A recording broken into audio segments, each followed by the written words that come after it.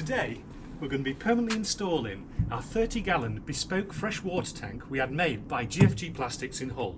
We've already installed a 10-gallon fresh water tank at the back of our van, which we'll be using for a dog wash, a bike wash and an external shower. But this tank is for our drinking water, our internal shower and domestic water. Hi guys, we're Van Life My Way. My name's Nikki. And I'm Paul. We're a husband and wife team who have had many adventures over the years and now are planning to take early retirement and make van life our next adventure. Coming from a background of equipping vehicles for overland and expedition travel, we hope you'll find our van build of interest as we create a van perhaps better suited to modern van life. So do come along on our journey as we build our mobile home whilst taking you on some mini adventures in our camper van, Rad the Silver Surfer.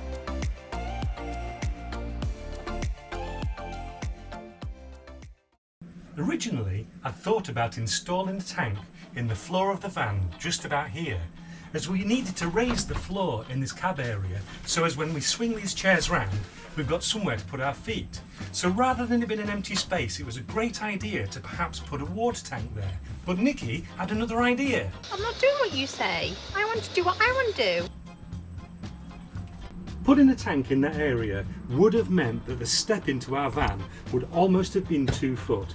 So Nikki had an idea that why don't we put a longer tank just about here and use it as a step into our bed. It made sense to mount the tank longitudinally in our van to spread the weight evenly on the left hand side and the right hand side. We took our design to GFG Plastics in Hull, where Paul and Nigel made us this bespoke tank. Their tanks are very strong and rigid and all come baffled to arrest the flow of water from one side to the other when your vehicle is in transit and perhaps making your vehicle a little bit unstable. The tanks were built with a drain at the bottom with a pickup point which drops all the way to the bottom of the tank, a breather hole and a filler hole. I also asked for an inspection hole in the top of the tank to allow me to monitor the tank's internals and perhaps make it easier to clean out if needed. It was also important to us to fit an electronic water level gauge as well, so we can monitor the tank without having to dip it. Put a hole in the bottom of the tank.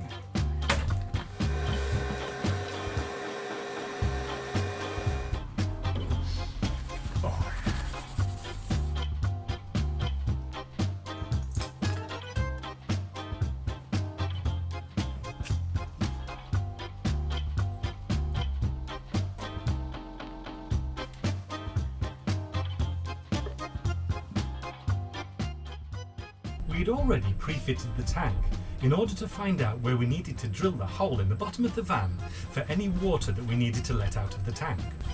I always drill holes in the bottom of my van larger than the drainage holes that I need.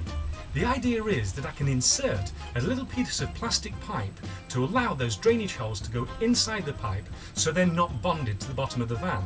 This means in the future, if I ever need to take out any of these services, they will pop out quite easily without me having to break any seals.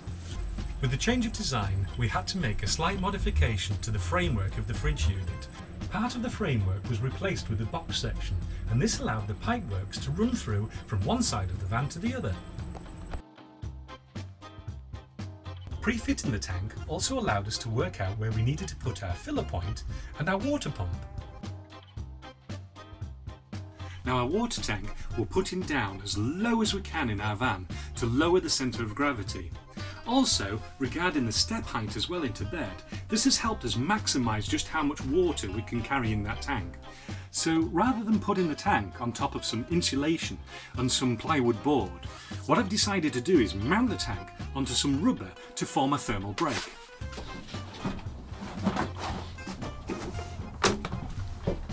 So with our rubber thermal breakdown and having pre-fitted this tank before, it should be a simple job of just dropping it in.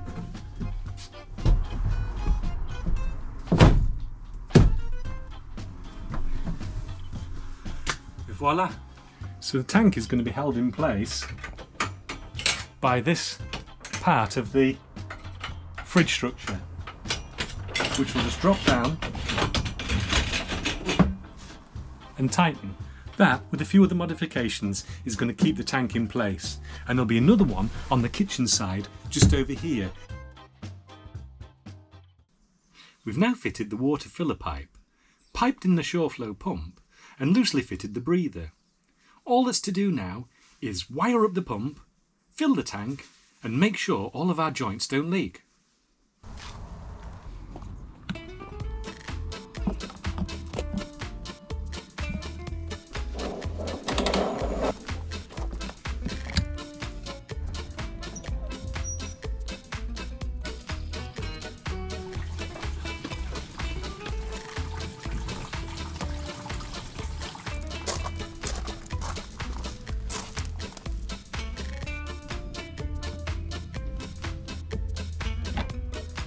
So I've loosely wired in the pump and I'm going to be using this 12-volt battery to get the pump working.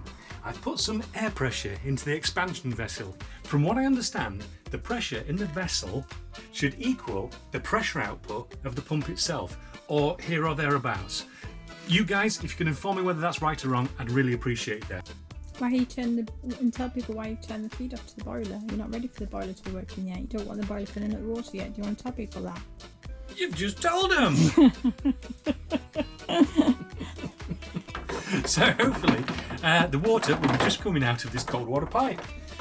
Nikki, you hold that out of the van. Here it goes. You ready? Action stations.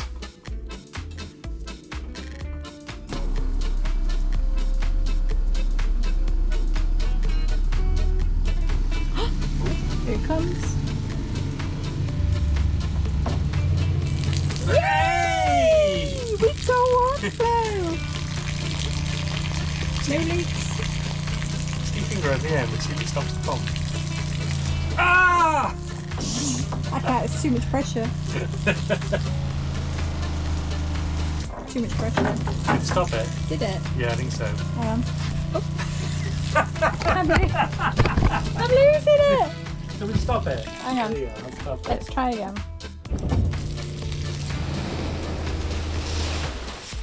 Perfect.